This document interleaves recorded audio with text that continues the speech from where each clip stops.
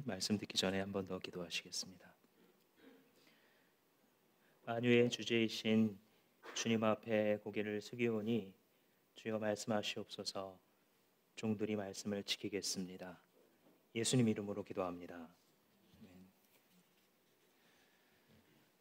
농촌의 추수기가 되면 농부들은 참새를 쫓느라고 바쁩니다. 농촌마다 이 논 사이에 허수아비를 세우는 일이 한창인데, 왜냐하면 이 참새가 먹는 그 나달이 적은 숫자가 아니어서 꽤 큰 피해를 주기 때문에 꽤 중요한 행사가 됩니다. 그런데 이 참새가 어떻게 가만히 있는 허수아비한테 속을 수 있는가? 새의 시력은 다른 그 참새뿐만이 아니라 모든 새들이 작게는 인간의 시력의 한 2배, 더 크게는 한 10배까지도 눈이 더 좋은데, 참새도 망원경 같은 그런 시각을 갖고 있다고 합니다. 그런데 문제는 뭐냐면 눈은 크고 잘 보이는데 이 보이는 것들을 판단할 수 있는 능력이 아주 떨어지는 거죠. 뇌가 크기가 작기 때문에 조금만 속여도 저기 지금 나를 위협하는 존재이구나 하고 무서워서 도망친다고 합니다. 허수아비를 한참 세워놓으면 또 참새가 익숙해져서 더 이상 두려워하지 않고 마음대로 날아들고 심지어는 허수아비 위에 앉아서 막 앉기도 하죠. 그러면 농부들이 이 허수아비의 모양을 바꿉니다. 아니면 볕단을 검게 그을리게 만들어서 이 논 사이마다 세워놓으면 또 참새들이 한동안 거기를 피한다고 하기도 하고, 또 어떤 경우에는 페트병에 물을 한 4분의 1쯤 담아놓으면 햇빛이 비쳤을 때 그 반사되는 빛이 무서워서 또 이 참새들이 오지 못한다고 합니다. 이런 모든 것들이 결국은 보기는 보는데 자기가 보고 있는 것을 정확하게 판단할 수 없는 이 새의 한계를 이용하는 거죠. 원래는 자기를 해칠 존재가 아닌데도 그저 이 참새가 무서워할 정도로만 조치를 해주면 이 참새를 도망치게 만들 수 있는 것입니다. 그런데 때로 인생도 사람들이 살아가는 모습도 참새 같습니다. 보기는 보는데 그것이 무엇인지 정확하게 판단이 잘 안 되기 때문에 필요 이상으로 두려워하면서 살아가는 것이 어떻게 보면 하루하루 살아가는 우리의 삶의 모습인 것 같습니다. 미국의 정신과 의사였던 이 조지 월트는 자기의 저서 Why Worry? 왜 걱정하나요? 라는 책에서 많은 환자들을 돌아보고 자기가 나름대로 정리한 데이터를 이렇게 소개하고 있습니다. 사람들이 걱정하는 것의 40% 정도는 사실상 절대로 일어나지 않을 일이다. 그런데도 사람은 흔히 이 상상하고 걱정을 끌어안고 사는 것을 좋아하기 때문에 그렇게 많이 걱정한다는 것이죠. 또 30%는 이미 한번 일이 일어난 것이 지금 또 벌어질 것이다 라고 생각하는 걱정이라고 합니다. 이 두 가지는 전혀 연관성이 없음에도 불구하고 이전에 한번 놀란 적이 있기 때문에 이게 또 일어날 것이라고 착각하면서 그것을 마음속에서 연관지어서 불안해하는 것에 불과하다는 것이죠. 22%는 일어나기는 일어날 텐데 그게 미치는 영향이 아주 사소해서 사실상 무시해버려도 되는 것들을 붙잡고, 그러나 인간의 특성상 그것을 마음속에서 증폭시키면서 스스로를 괴롭히는, 이 세 가지를 다 합하면 벌써 92%가 됩니다. 나머지 8%는 뭐냐? 4%는 자기에게 어떤 주어진 시간과 노력을 통해서 바꿀 수 있는 일, 그리고 나머지 4%가 아무리 노력하거나 발버둥 쳐도 바꿀 수가 없기에 그냥 받아들여야 되는 일이라고 합니다. 지금 이 자리에 앉아서 말씀을 듣고 계신 여러분들은 그 가슴 속에 어떤 걱정을 하고 계십니까? 하루하루 살아가면서 어떤 일이 일어날 것이 가장 두려우십니까? 우리 주님 예수께서는 자기를 따르기로 한 제자들에게 오늘의 본문을 통하여 이렇게 말씀해 주십니다. 얘들아, 허상을 두려워하지 말아라. 허수아비를 무서워하지 말아라. 주님께서 하신 이 말씀을 받아들이게 되면 우리가 가지고 있는 이 두려움을 어떻게 대처해야 될 것인지, 우리가 평생 살아가면서 어떻게 보면 완전히 피해 버릴 수는 없는 이런 여러 상황들에 대해서 우리가 어떻게 용기 있게 대할 수 있을 것인가를 배우게 될 것입니다. 먼저 우리 1절부터 한번 보시면, 수천 명이나 되는 무리가 모여들었다. 엄청나게 많아서 발 디딜 틈도 없고 서로 발이 발을 밟는, 예수님의 인기가 이제 계속 공생의 사역을 하면서 후반부로 갈수록 폭발적으로 증가하게 되는데, 그 지점에 가고 있는 거죠. 그런데 1절 그 하반절에 보시면, 중간에 보시면 예수께서는 먼저 자기 제자들에게 말씀하셨다는 거예요. 사람들이 많지만 그 중에서 예수님을 따라가기로 작정한 사람들, 예수의 제자들이죠. 그들에게 지금 가르쳐 주시는 하나의 팁이에요. 제자로서 이 세상을 어떻게 살아갈 것인가. 근데 그 핵심이 4절에 요약이 되어 있습니다. 4절과 5절에, 내 친구인 너희에게 내가 말한다. 예수님은 우리를 친구로 대하십니다. 친구란 건 뭐냐면, 윗사람 아랫사람은, 윗사람이 무슨 일을 하든 아랫사람이 권한이 없고 알 필요도 없어요. 설명도 해주지 않아요. 이 일을 왜 하는지 말해주지도 않습니다. 친구는 뭐냐면, 내가 이 일을 왜 하는지 다 설명해줘요. 마음속에 있는 것을 다 열어서 보여줘요. 그게 친구 관계죠. 구약에서도 아브라함에게 하나님께서 알려주시면서, 내가 하려는 일을 내 친구 아브라함에게 숨기겠느냐 하고 말씀해 주시죠. 그것처럼 이 삶에 대해서도 예수님께서 내 친구야 라고 부르면서 그를 따르는 우리들에게 지금 말씀하고 계신 겁니다. 육신은 죽여도 그 다음에는 그 이상 아무것도 할 수 없는 자들을 두려워하지 말아라. 너희가 누구를 진짜 두려워해야 되는지 내가 알려주겠다. 죽인 다음에 지옥에 던질 권세를 가진 분을 두려워하여라. 그렇다 내가 너희에게 말한다. 그분을 두려워하여라. 2번 반복을 하는데 히브리적 강조 방법이죠. 두려워하여라, 두려워하여라. 정말 이분을 두려워하여라. 앞에 거는 두려워하지 말고, 두려워할 필요가 없고, 이 뒤에 거, 이거는 정말 너네가 잊어버리면 안 된다. 이거는 진짜 두려워하면서 살아야 된다. 이렇게 대비시켜서 예수님께서 가르쳐 주십니다. 그래서 이 예수님의 말씀을 들으면서 여러분, 오늘 설교가 다 끝나도 기억하실 게 바로 이 4절 5절을 기억하시면서 사시면 됩니다. 어디 이렇게 써놓으셨으면 좋겠어요. 마음에 새길 수 있으면 더 좋겠고요. 그러니까 우리를 죽인 다음에 아무 일도 할 수 없는 사람, 환경, 사건은 두려워할 필요가 없고, 너희들을 죽인 다음에도 그 영혼을 지옥에 멸하실 수 있는 그분만 두려워하면 된다. 이게 키다.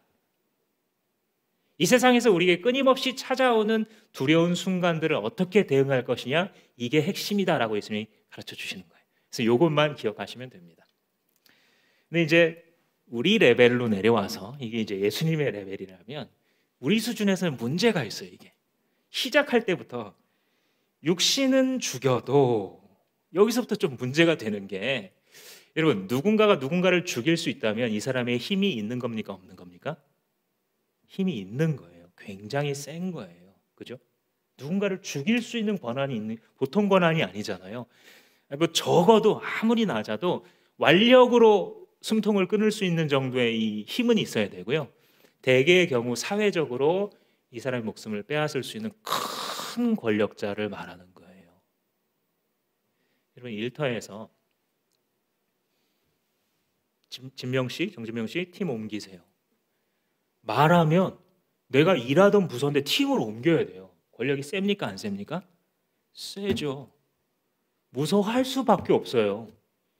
이분이 말하면요, 내가 지금 살고 있는 곳에서 한 3-4시간 떨어진 다른 이 지방에 있는 지사로 가야 될 수도 있어요. 좀 큰 기업 같은 경우에는요, 외국으로 그냥 발령을 낼 수도 있어요. 월급이 막 왔다 갔다 해요. 보너스를 내 월급의 2배로 줄 수도 있고 아예 동결할 수도 있어요. 힘이 셉니까, 안 셉니까? 세요. 우리의 삶에 영향을 줍니까? 안 줍니까? 굉장히 지대한 영향을 줄 수 있는 큰 권력자가 있는 거예요. 그러니 이 힘이 큰 사람들, 그런 사건들, 그런 환경을 만날 때 우리가 두려워하는 것은 어떤 면에서는 자연스러워요. 그런데 그런 모든 권력 중에서 가장 큰 권력이 뭐냐? 가장 큰 권력은 결국은 그 사람의 목숨을 가지고 흔들 수 있는 권력이에요. 권력을 가장 많이 가진 사람이 가장 크게 권세를 흔들 때가 바로 한 사람의 목숨을 빼앗을 수 있는 거예요. 예수님은 뭐라고 말씀하시냐면 육신은 죽여도 그 다음에 아무것도 할 수 없는 자 그는 두려워할 대상이 아니야 이렇게 말씀하세요. 예수님이 무슨 논리로 예수님의 세계관에서는 왜 이 말이 진리인지에 대해서 우리가 이해를 해야 돼. 그래야 예수님을 따라갈 수 있습니다. 예수님이 하시는 말씀은 쉽게 말하자면 세상에서 최악으로 너희한테 일어날 수 있는 일이 별로 나쁜 게 아니잖아. 그런데 왜 걱정해? 이렇게 말씀하시는 거예요. 이 왜 그러냐면 어떤 분이 작은 집에서 새들어 살고 있어요. 고생을 하면서 열심히 했는데도 잘 안 되다가 우연히 로또를 샀는데 당첨이 됐어요. 100억 원을 받았어요. 근데 이분이 살아오던 습관이 있으니까 흥청망청 안 쓰고 잘 통장에 그냥 넣어놨어요. 삶이 이미 가난에 단련되어 있어서 그런지 별로 불편하지 않아서 셋집도 안 옮기고 그냥 그대로 살았어요. 근데 어느 날부턴가 이 주인의 눈빛이 이상해져요. 자꾸 나를 괴롭혀요. 뭐 터무니없게 막 뭐를 부르기도 하고 너 그러면 쫓아낸다고 막 위협하고 재계약 안 해준다고 막 하기도 하고. 여러분 그럼 이 사람이 아이고 나 이제 큰일 났네 하고 걱정할까요? 아니죠. 고맙습니다. 마침 결정을 할 수 있도록 도와주시니 고맙습니다 하고 더 큰 집을 사서 이사 가겠죠. 그렇죠? 더 좋은 동네로, 더 가까운 곳으로, 내가 일이고 학교고 가까운 곳으로 더 이사 갈 수 있는 마침 고민하고 있었는데 잘 됐네. 예수님의 이 선언은 너희들에게 하나님의 나라가 무엇이냐 라고 물으시는 거예요. 지금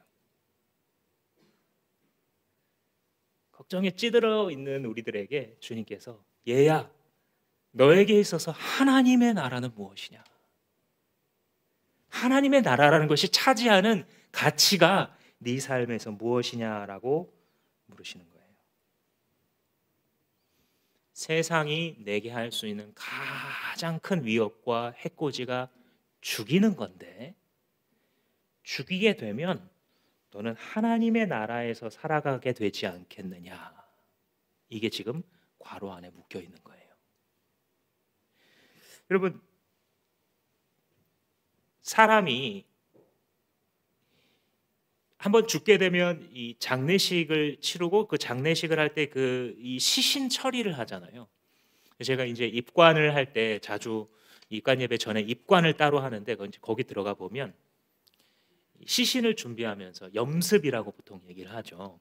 이 시신을 깨끗하게 씻고 옷도 입히고 관에다가는 꽃장식을 하기도 하고 지방을 써서 붙이기도 하고 또 뭐 그들이 가지고 있는 어떤 그 풍습에 따라 아주 정성껏 해요.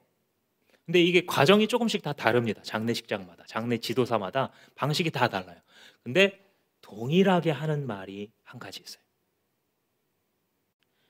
좋은 데 가시라고 이 말이 꼭 나와요.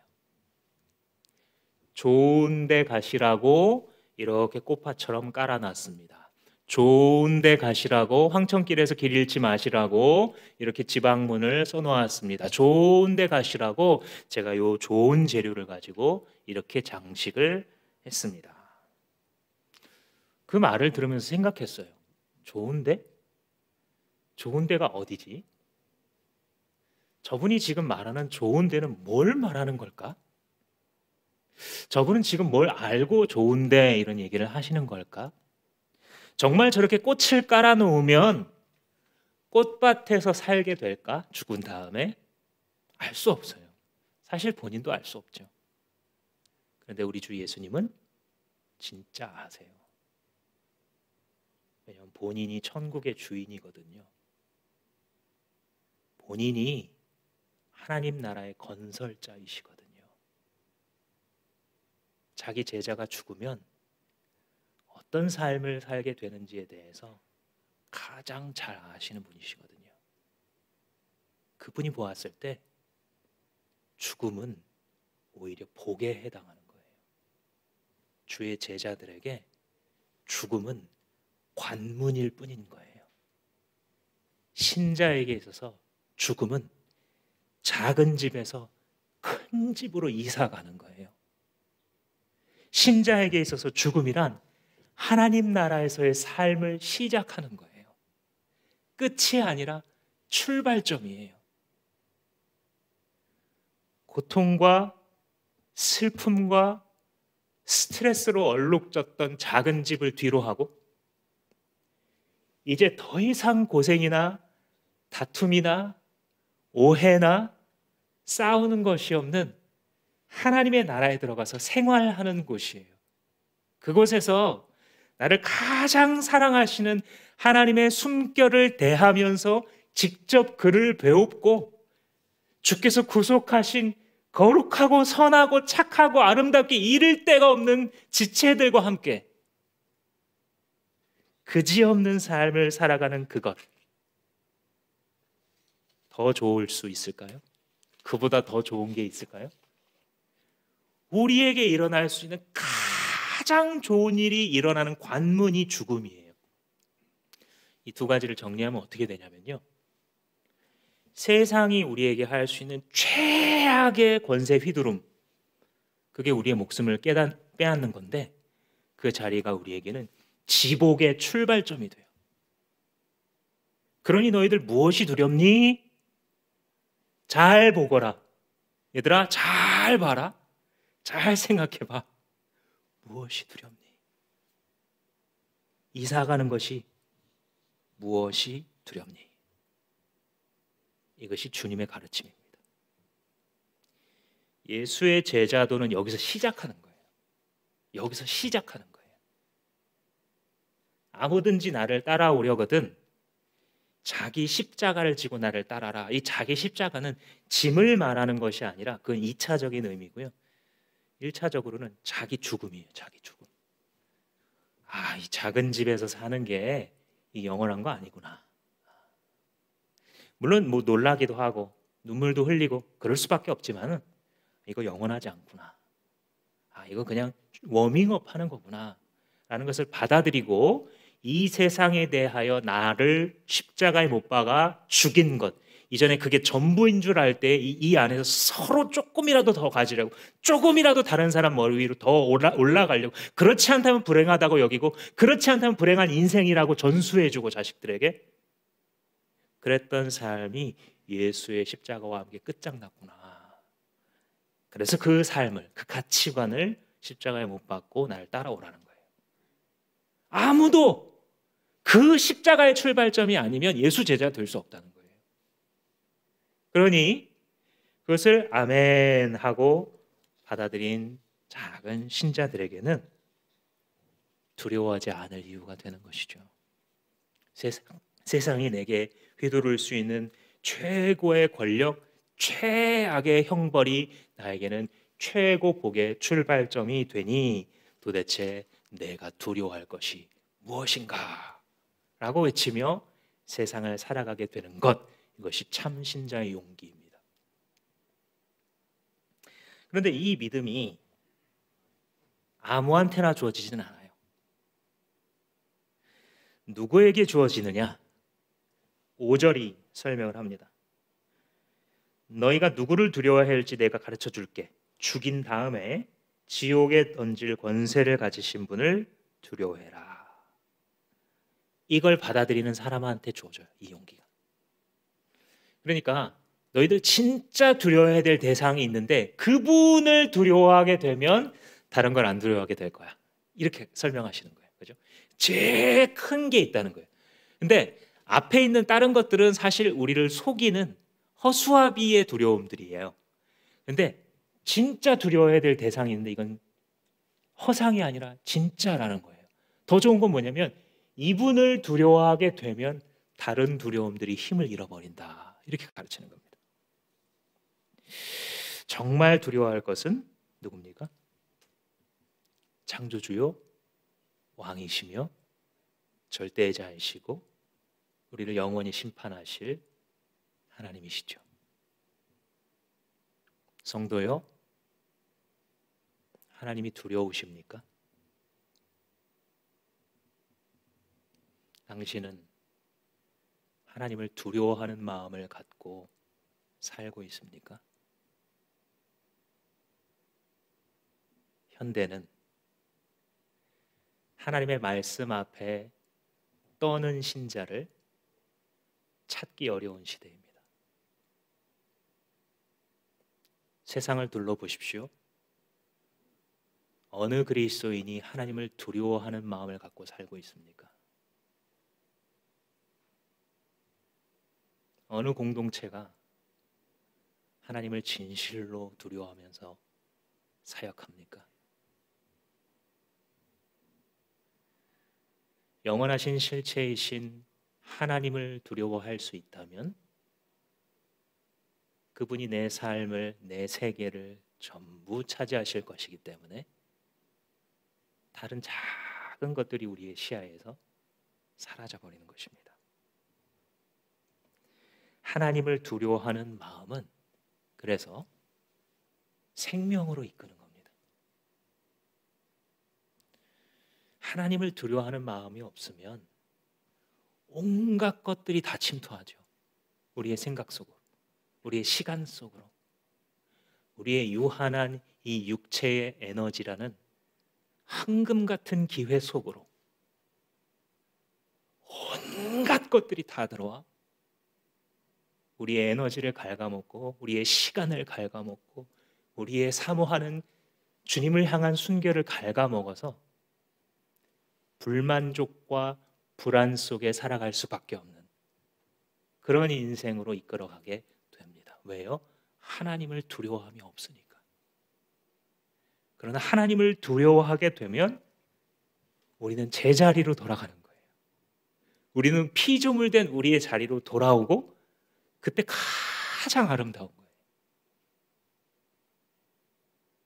아빠가 아빠의 자리에 있을 때 아름답죠. 엄마가 엄마의 자리에 있을 때, 자식이 자식의 자리에 있을 때 아름답고, 피조물은 피조물의 자리에 있을 때 가장 아름다운 거예요. 마귀의 거짓말은 거기에 있는 거예요. 그러니까 하나님 밑에 복종하는 것이 부자유하다는 거예요. 제일 큰 것, the biggest lie in the world, in the history. 모든 역사 속에서, 모든 세계에서 가장 큰 거짓말. 하나님께 복종하는 것은 부자유하다. 정반대죠. 우리가 우리의 피조물된 자리로 돌아올 때 가장 아름답고 가장 자유로우며 그 어떤 것에도 속박되지 않죠. 오직 한 분 앞에만 복종하게 되죠. 그러나 하나님께 대한 복종을 버렸을 때 온갖 것에 다 지배당하죠. 온갖 걱정이 내 위에서 왕노릇을 하면서 나의 삶의 모든 행복과 모든 생기를 다 빨아먹어 메마른 삶을 살아가게 하는 그 출발점이 바로 하나님을 두려워하는 마음을 잃어버린 것입니다. 잠언은 말합니다. 여호와를 경외하는 것이 지혜의 근본이거늘 어리석은 자는 하나님이 없다 하느니라. 따라서 오늘날의 신자들이 회복해야 될 것은 하나님을 두려워하는 마음입니다. 오늘날의 교회 공동체들이 회복해야 되는 것은 시퍼렇게 살아계신 창조자 하나님에 대한 마땅한 경외심을 우리의 신앙의 가장 중심에 회복하는 것입니다. 잠언이 우리에게 가르치는 바대로 우리가 정말 지혜로운 삶을 살고자 한다면 날마다 주님을 향한 복종심과 경외심을 고백하는 것입니다. 여러분 진짜 똑똑해지시기를 축복합니다. 하나님을 경외함으로 진짜 똑똑해지시기를 주님의 이름으로 축복합니다.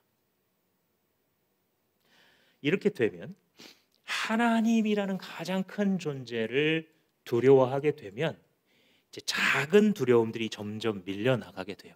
오늘 본문에서 한 세 가지 정도를 예를 들어 살펴볼 수 있습니다. 첫 번째는 경제 생활에 대한 두려움이 밀려나갑니다.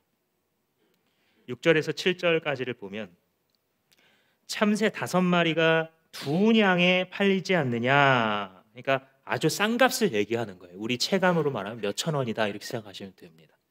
그러니까 별로 가치가 그렇게 많이 나가지 않는 참새들이 있는데 그 참새들 중에 한 마리도 하나님께서 잊지 않으신다.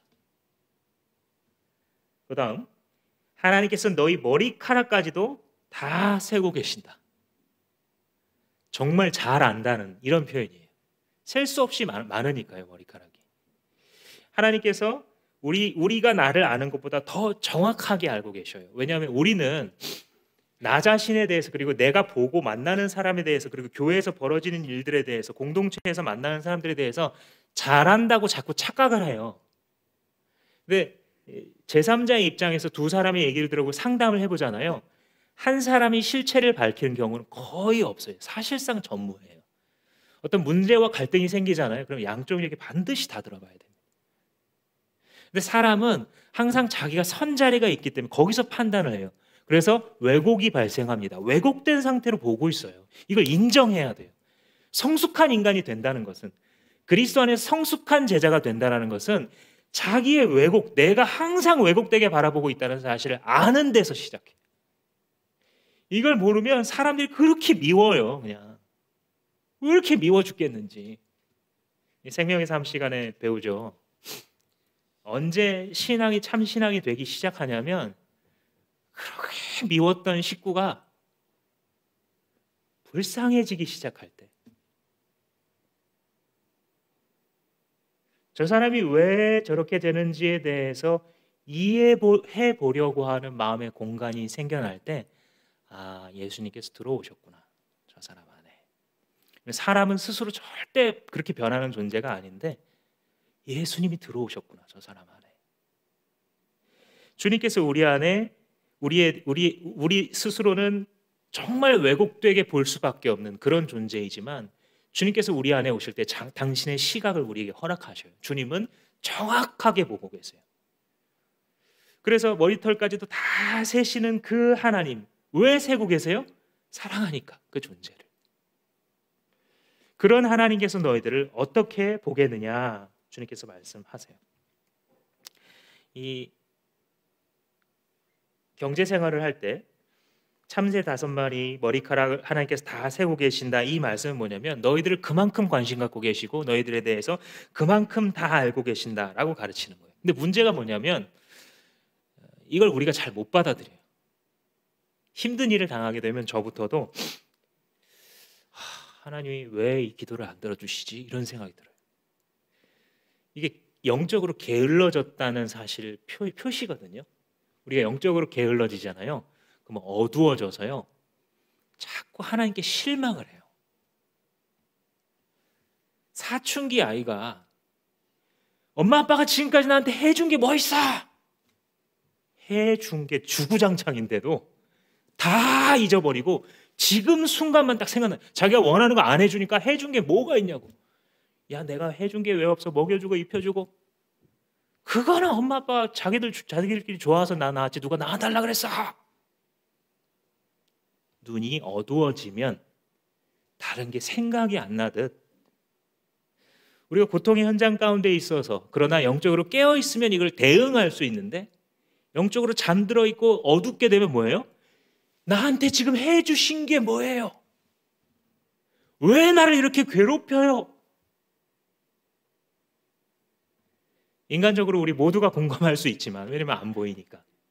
그러나 진실은 무엇이냐면, 아, 내가 하나님과의 관계에 너무 게으른 채로 오랫동안 살고 있었구나 라는 것을 주님께서 가르쳐 주셔요. 근데 영적으로 밝아지면 이게 또 눈에 보이는 거예요. 아, 하나님이 다 알고 계시는구나. 내가 비록 어렵지만 하나님이 모르실 리가 없어. 신실하신 하나님, 나는 신뢰해요. 주님, 모든 대적이 나를 둘러 진친다 할지라도 나는 여호와를 찬양하겠어요. 다윗의 고백처럼 눈이 열려 있으면, 하나님의 존재가 그의 삶 가운데 들어와 있으면 같은 고생과 같은 역경을 당하면서도 이렇게 다른 반응이 나오게 되는 것이죠. 그래서 하나님을 두려워하게 되면 하나님과의 관계를 올바르게 맺게 돼요. 여러분, 신앙에 하나님을 경외하는 게 빠져 있잖아요. 참 신앙이 아니에요, 이게. 왜냐하면 하나님을 두려워하는 마음이 없다는 것은 뭐냐면, 누군가 복음을 전해오잖아요. 그럼 어떻게 들리냐면, 나 또 저렇게 광신자한테 당하면 안 되는데 하고 이렇게 기다리고 있어요. 저도 그랬었거든요. 안 믿으려고 막 이렇게 노력하는 거죠. 그러다가 자꾸 하는 말이 나쁜 말은 아닌 것 같아. 어쨌든 뭐 진실하게 살아라, 누군가를 도와줘라, 하나님 너를 사랑하신다, 하나님 너에게 보고, 이런 말을 듣고서 혹시 하는 생각이 들거든요. 그러다 이제 교회를 출석하면서 믿는 마음이 또 생겨요. 근데 출발 자체가 뭐냐면, 이 예수님을 믿게 되면 뭔가 좋은 일이 생길 거라는 거죠. 그래서 좋은 일이 생길 때 막 은혜를 받아요. 하나님께 감사하고 하나님은 나를 사랑하신다. 근데 시험이 딱 찾아오잖아요. 하나님이 나한테 해준 게 뭐가 있어? 이렇게 되면서 바로 이 뿌리가 타 들어가죠. 예수님의 비유 가운데 나타나죠. 그런데 원래 신앙이라는 것은, 기독교 신앙이라는 것은 무엇이냐면, 하나님이 나 같은 죄인을 도대체 어떻게 사랑할 수가 있나? 이게 출발점이에요. 나는 원래 사랑받을 자격이 있어서 주님이 나를 사랑해 주신다니까 나도 믿어보자가 아니라, 그렇구나, 예수의 가르치신 예수의 복음에 따르자면 나는 하나님의 정의로운 심판대 앞에서 영원한 형벌을 받을 수밖에 없는 존재가 맞구나. 그런데 도대체 하나님은 어떻게 된 게 나 같은 자를 위해서 창조주이신 자기 아들 예수를 보낼 수가 있을까? 내가 내 자식을 저 깡패 같은 나쁜 놈들 구하라고 이 깽단 사이에 나는 그걸 상상도 못할 텐데, 어떻게 주님께서는 자기 아들을 우리들 사이로 보내셔서 나무에 매달기까지 그 계획을 취소하지 않으시고 끝까지 나를 건지고자 했을까? 여기서 출발하는 거예요. 그러니 그림자도 밟지 않으려는 이 스승을 사모하는 제자의 마음처럼, 하나님께서 뭘 하고 계신지에 대해서 때로는 알 수 없고 때로는 동의가 잘 안 되는 것 같으면서도, 잘 모르니까, 그런데도 불구하고 그분을 믿는 거예요. 이런 하나님이라면 나를 향한 게 오로지 선밖에 없다. 나를 향하신 하나님의 의지는 오로지 아름다운 것밖에 없다라는 사실이 믿어져서 이 역경과 고생 중에도 그 하나님을 계속해서 따라가게 되는 것이죠. 그래서 이 하나님의 경외가 빠지게 되면 그것은 유신론적 이기주의예요. 신앙이 아니라. 신의 존재는 인정해요. 그게 뭐 하나님이 됐든 알라가 됐든 뭐가 됐든 신의 존재를 인정하는데, 그 신이 날 위해 존재하는 거예요. 신앙이라는 것은 무엇이냐면, 주님을 위해 내가 존재하는 거예요. 그런데도 불구하고 주님이 마치 나를 위해 당신이 계시듯 이 땅에 내려오셔서 십자가를 지셨다. 이 복음 외에 더 요구할 것이 없고, 이 복음이 모든 것을 만족시키고, 이 복음이 모든 것을 설명하며, 이 복음이 모든 우리의 월화수목금토일과 우리의 1살에서 90살까지 100살까지의 삶을 다 설명해 버리는 거예요. 그래서 하나님을 경외하는 신앙의 특징은 감격스러워요. 감격이 있어요. 나 같은 사람 이렇게 사랑하다니. 여러분, 지난주에 말씀 묵상하시면서 많은 분들이, 제가 우연찮게 몇몇 분들한테 들었는데, 이상하게 이번에 큐티 하시면서 토요일 본문이었나요? 금요일 본문이었나요? 들의 백합화를 보라. 수고도 길쌈도 하지 않는데 하나님께서 이렇게 먹이시고 입히신다. 너희 믿음이 적은 자들아 걱정하지 말아라. 주님이 이렇게 말씀하세요. 근데 또 그런 생각도 들죠. 목사님들 맨날 그렇게 설교해놓고 나중에 보니까 큰 교회 목사님들 다 제살 이만큼씩 있더라. 우리더러는 걱정하지 말라 그래놓고 자기들은 막 이렇게 쌓아놓고. 예수님이 뭐라 그러시는지 아세요? 그러면 우리가 그렇게 말하면, 얘야, 그 목사랑 너랑 무슨 상관이냐?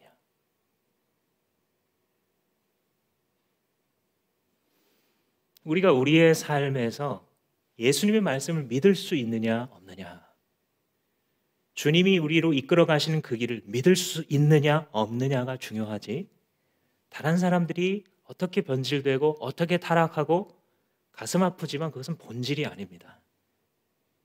우리가 공동체로 부르심 받은 우리가 어떻게 서로 사랑과 선행으로 복음으로 격려하면서 주님 부르신 길을 걸어갈 것이냐, 그게 우리의 스토리입니다. 그래서 경제 생활을 해 나갈 때에도 하나님을 두려워하는 마음이 있으면 경제 생활에 대한 두려움이 사라질 것이다. 이게 예수님의 가르침입니다. 두 번째로는 고생에 대한 두려움이 사라질 거다. 예수님이 이렇게 말씀하세요. 8절에서 9절까지 보시면, 너희들이 사람 앞에서 나를 시인하면 나도 하나님과 천사 앞에서 너희들을 시인하고, 너희들이 부인하면 나도 부인할 거다. 예수님이 이 말씀을 하세요. 이 1세기 초대교회의 상황으로 보자면, 이걸 직접 들었던 사람들의 입장에서 보자면요, 이거는 핍박에 대한 예언이에요. 예수님을 믿는다는 것 자체가 그냥 사회에서 별로 성공하지 못한다는 걸 의미하거든요. 이미 다 길이 막혀버려요, 예수를 믿는다는 것만으로. 그래서 예수님을 믿기 때문에 손해보고 핍박받고 투옥당하고 심하면 이제 죽기까지 했었던 걸 말하는 거예요. 예수님께서는 자기 제자들이 어떤 길을 갈지 모르는 게 아니라 아세요. 고생이 없고 고생을 제거해 주시는 것이 아니라 그 고생을 어떻게 대응하는지를 가르쳐 주세요. 그게 예수님이 제자들에게 가르쳐 주는 바예요. 1세기 성도들의 환경과는 다르지만 이 본질은 우리에게도 똑같습니다. 고생이 있을 거예요, 예수님을 따르다 보면. 우리가 정말 예수님을 따르려면 엄청 고민이 될 거예요. 누가 와서 내가 예수 믿는다고 투옥하거나 뭐 이런 거는 아니에요. 여러분, 근데 세상에서 살아가다 보면, 일터에서 일을 하다 보면 어차피 남들은 그냥 다 하고 있어요. 이게 딱히 또 불법도 아닌 것도 있어요. 도덕적으로야 뭐 좀 다른 얘기여도 불법은 어쨌든 아니에요. 다 하고 있어요, 주변도. 근데 나는 뭐예요? 고민하고 있어요. 이게 내 사회생활 중에 주님을 시인하는 모습이에요. 여기에는 상이 있어요. 그리스도인들은 그 상을 계산에 넣고 살아가는 사람들이에요. 그래서 거기서 괴로워하고 고민하고 있는 것 자체가, 내 안에 지금 예수님이 다스리시는구나 라는 것의 증거가 되기 때문에 고생을 만날 때에 힘든 건 사실이어도 그 안에 예수님 말씀하신 대로 기뻐하고 즐거워하는 것이 저 밑에서 솟아오르는 거예요. 주님, 내가 뭐라고 이거를 감당할 수 있을 만한 사람으로 도와주시고 내게 길을 내고 계시는구나. 그래서 내가 주님을 위해서 살다가 고생을 하면 어떻게 하지? 이런 생각을 막연하게 합니다. 저도 사역자가 되지 않으려고 막 발버둥 치면서 자꾸 아버지가 직장 생활하다가 목회로 돌아서시고, 형님은 뭐 대학교 갈 때부터 신학교 갈 때 나는 절대 목사는 되지 않을 거야. 나는 돈 벌어야지. 이런 생각을 하다가 주님이 부르시니까 결국은 그 길로 가잖아요. 근데 도망칠 때 심리를 생각해 보면 너무 저렇게 고생은, 저런 희생은 나는 못할 것 같다. 그거는 내가 감당할 수 있는 일이 아니다. 이런 생각을 많이 했던 거예요. 근데 주님은 이미 알고 계시는 거죠. 괜찮아. 나를 따라가다가 고생하는 거 그거 생각보다 재밌다. 엄청 보람 있는 일이다. 이 장군이 나아가서 승전보를 올리기 전까지 많은 땀과 피를 흘리지만 그 엄청 가치 있는 일인 것을 깨닫는 것처럼, 우리가 그리스도의 군사로 부름받아서 이 땅에서 주님의 이름을 위해서 고생하는 거, 그거 최고 잘 투자한 거야. 주님께서 우리에게 가르쳐 주십니다. 근데 때로는 이런 것도 있어요. 꼭 주님을 따르다가 하는 고생이 아닌 고생. 내가 잘못 결정했거나 혹은 멍청해서 내가 무지해서 뭔가 잘못된 길로 들어가서 고생을 막 하고 있잖아요. 그것도 복이 돼요, 주님 앞에서. 왜냐하면 하나님을 경외하고 두려워하는 마음이 있잖아요. 근데 뭔가 어려운 일을 닥치게 되면 하나님 앞에 더 엎드립니다. 하나님을 경외하는 신앙이 없잖아요. 그러면 막 삿대질을 하고 사람들에게서 원인을 찾으려고 그래요. 막 원망을 하고 거기서 못 벗어나요. 원망의 감옥에서. 하나님을 경외하잖아요. 엎드려. 어이구, 하나님 나 지금 사랑의 매를 드셨나 보다. 엎드려요. 그래서 그 죄가 끊어지고 악이 끊어지면서 하나님 앞에 부르짖는 자리에 나가게 되기 때문에 그 고생이 복입니까 아닙니까? 복이죠. 그래서 주님의 이름을 위해서 살아가다 당하는 고생이나 혹은 내가 한계가 있어서 당하는 고생, 이 두 가지 모두 하나님을 경외하는 마음이 있으면 내게 복이 되기 때문에 우리가 살아가면서 만나게 될 고생에 대해서 두려워할 필요가 있다 없다? 없다라는 것이 예수님의 가르침이에요. 11절 말씀에 너희가 권력자 앞에 끌려갈 때 무슨 말할지 무슨 대답할지 어떻게 헤쳐나갈지 걱정하고 염려하지 말아라. 성령께서 이끄시고 가르쳐 주신다. 이런 말을 하잖아요. 제가 인격적으로 예수님을 처음 만나고 그래도 한 20여 년이 지난 지금의 이 말씀을 읽을 때 좀 다르게 느껴져요. 이전과. 뭐가 다르냐면 이거 진짜다. 진짜. 권력자 앞에 끌려가서 투옥되고 이 상황이 뭐냐면 우리식으로 상황을 번역해 보자면 통제 불가능한 상황이에요. 우리가 그리스도인으로 살아갈 때 아무것도 준비하지 말고 성령께서 다 이끄실 거다. 이거는 믿음이 아니라 요행을 바라는 신앙이고요. 우리가 평시를 지나갈 때는 세상 사람보다 더 성실한 게 맞아요. 그게 그리스도의 특징이에요. 그런데 평시가 아니라 통제 불가능한 상황이 있을 때가 있어요. 이게 바로 예를 들면 이 사람 1세기 그리스도인들에게는 투옥되는 상황이에요. 저도 살아가다가 이런 일을 때로 경험할 때 막 준비하면서 열심히 준비하는 타입이지만 어떤 대화를 시작해야 되는데 이 대화가 어디로 갈지 알 수 없고 이 대화의 여파로 이어질 그 결과가 너무 큰 거예요. 제가 생각했을 때. 이 사람의 인생이 이렇게도 갈 수 있고 이렇게도 갈 수 있는 거예요. 혹은 내가 지금 이끌어가야 되는 이 공동체가 여기서 큰 시험을 당하게 생겼어요. 그때 도대체 무슨 말을 해야 되는지 평상시에 설교 준비하듯이 막 계획해서도 물론 해봅니다. 별 소용없어요. 통제 불가능해요. 그런데 예수님이 이런 말씀 하시잖아요. 그래서 지금은요 경험이 있어요. 여기서부터 내가 통제할 수 없구나. 성령 하나님 하실 차례네. 오히려 차가워지고 담대해지는 자신을 발견해요. 진짜 그렇게 하시거든요. 주님께서. 주님을 경외해 보시고요. 따라가다가 통제할 수 없는 위기를 만나면 성령 믿고 그냥 걸어가세요. 하나님을 두려워하는 자에게 주시는 특권이에요. 나중에 혀를 내둘러요.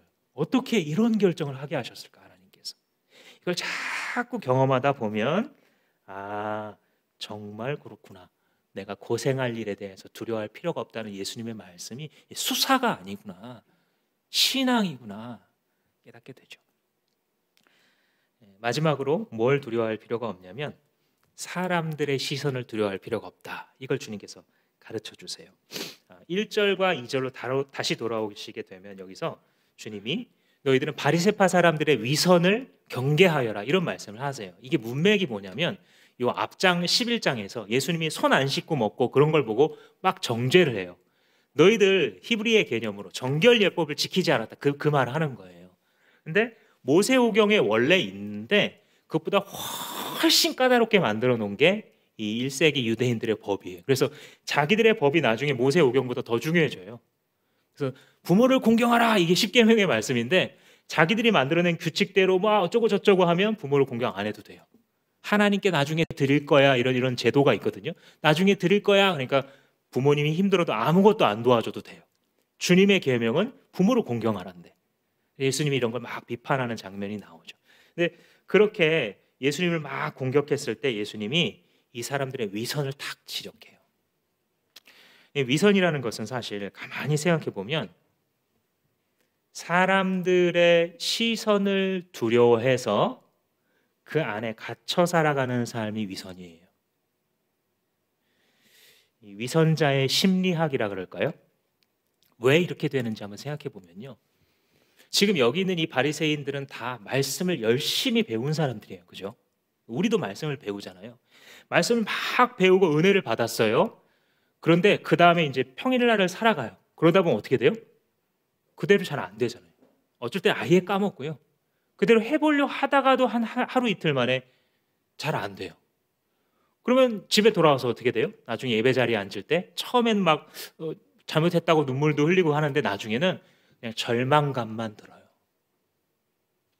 저렇게 가르치는 대로 안 사라지더라. 그죠? 자기에 대해서 절망하고 자책하기도 하고 그러다가 조금씩 무뎌져요. 그런데 눈을 들어서 주변을 봤더니 어떻게 다른 사람들도 비슷하게 하고 있어요. 묘한 안도감이 찾아와요. 아, 그래도 내가 저놈보단 낫지. 그죠? 어쨌든 뭐 사회적인 이런 위신이 있으니까 계속 말씀 배우고 가르치는 자리에 계속 가고 연수가 차다 보면 이상하게 사람들이 날 따라요. 막 존경해 주기도 해요. 인정을 해줘요. 오랜 시간을 그렇게 보내잖아요. 그러면 나중에는 들키지만 않는다면 계속 그렇게 살 수 있어요. 이게 직업이 된 사람들이 율법사들과 바리새인들이에요. 내면을 변화시키는 거, 그런 방법도 잘 모르겠고 자신도 없고 솔직히 그렇게 할 수 있는 능력도 없어요. 근데 내가 뭘 할 수 있냐면 외면을 꾸미는 건 할 수 있어요. 예수님이 많이 말한 것처럼 거룩해 보이는 옷을 딱 입는 거예요. 사람들은요, 룩에 되게 약하거든요. 보이는 거에. 진짜 그렇게 보여요. 목소리를 그렇게 탁 내요. 그리고 기도를 할 때 정말 충만하게 기도해요. 이 연습하면 가능하거든요. 서점 가보시면 다 있어요. 이런 책들이. 제가 신대원을 다니고 있을 때 주변에서 이런 얘기를 해주는데 제가 처음에는 농담하나 싶었어요. 뭘 가르쳐 주냐면 이 신학생들한테 거룩하게 목소리 내는 법을 가르쳐 주는 데가 있어서 잠깐 솔깃하다가 나중에 비웃었어요. 제가 농담이라고. 근데 오히려 그때보다 이제 시간이 지나고 나니까 지금은 이해가 돼요. 그거 왜 하는지. 어떤 목사님이 저부터도요. 어떤 목사님이 딱 얘기하시는데 거룩한 목소리가 탁 나오잖아요. 왠지 막 고개가 숙이고 저분 앞에 가서 머리를 들이밀고 한번 이게 기도 받으면 뭔가 변화될 것 같은 이런 느낌이 저도 막 들어요. 그러니까 이 꽝 잡는 게 매라고 되는 방식을 찾는 거예요. 사람들을 이끌어갈 때에 사람들이 복종하고 사람들이 내 마음대로 따라올 수 있는 방법들을 자꾸 종교 지도자들이 찾아가는 거예요. 뭐는 없어지고요. 본질은 사라지고 내면의 변화와 그리스도의 다스리심은 다 사라지고요. 자꾸 한 방향의 운동을 해갈 수 있는 단체와 조직으로 만들어가는 게 꿈이 돼요. 어차피 내면의 변화는 못 시키니까. 남들 앞에서 기도할 때 그래도 내 신앙이 이 정도 됩니다라는 거를 사람들한테 알리는 게 중요해지죠. 진실하게 기도하는 게 더 이상 중요하지 않아요. 구제를 할 때에 내가 그래도 이 정도 액수하는 사람입니다 알려지는 게 중요해요. 하나님 앞에서 하나님의 마음으로 누구를 품는 것보다.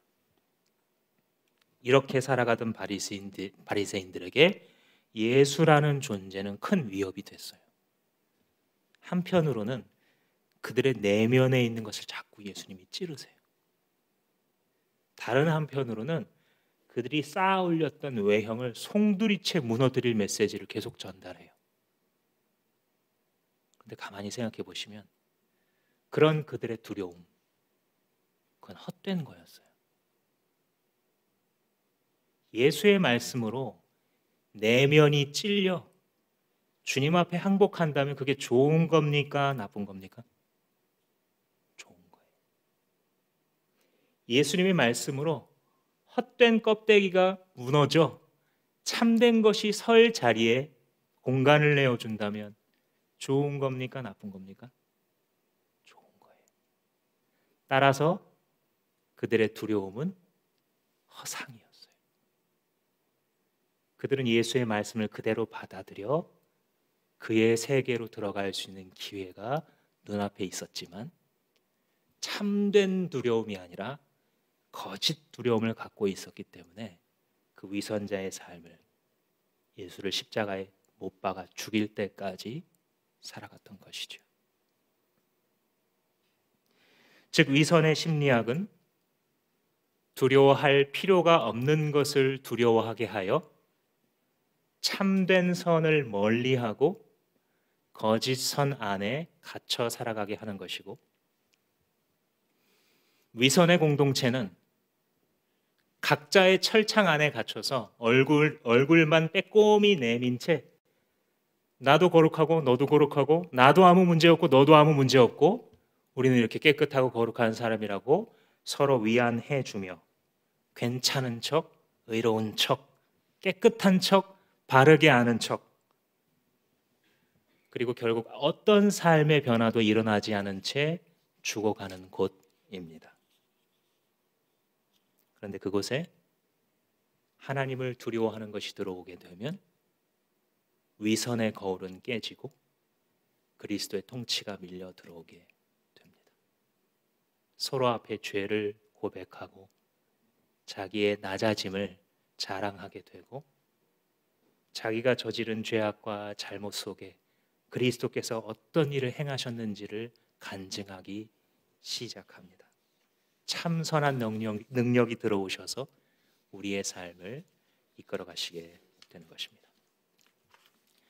사랑하는 성도 여러분, 허상을 두려워하지 마십시오.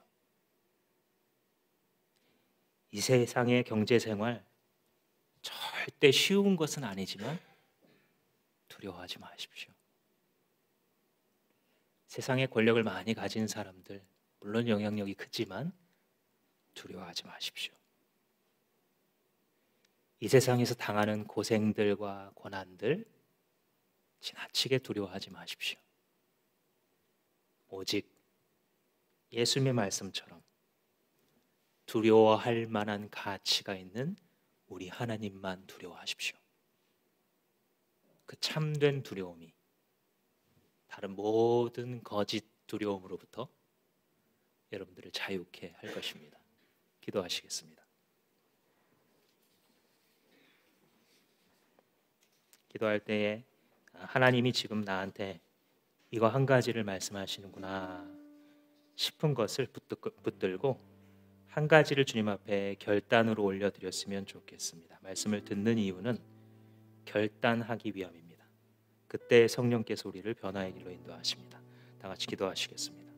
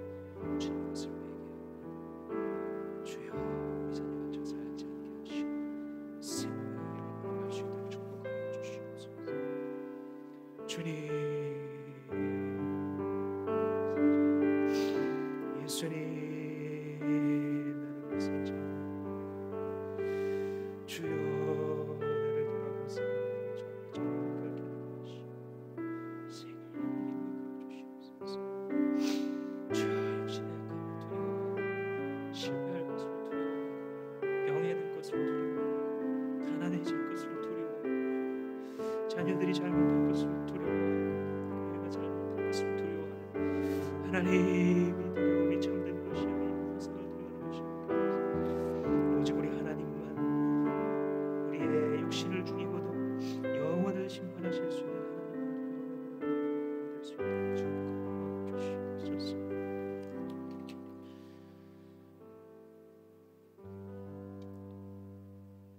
거룩하신 영광의 하나님, 당신의 말씀이 선포되어 싸움에 이 말씀이 각 영혼의 구석구석마다 차지하고 그들의 삶에, 그들의 가정에, 그들의 일터에 구석구석 들어차서 허상에 불과한 사람들과 환경들과 일들을 두려워하지 아니하고 오직 주님만 두려워하고 주님만 사랑함으로 생명길을 걸어가는 우리들 다 되도록 축복하여 주시옵소서.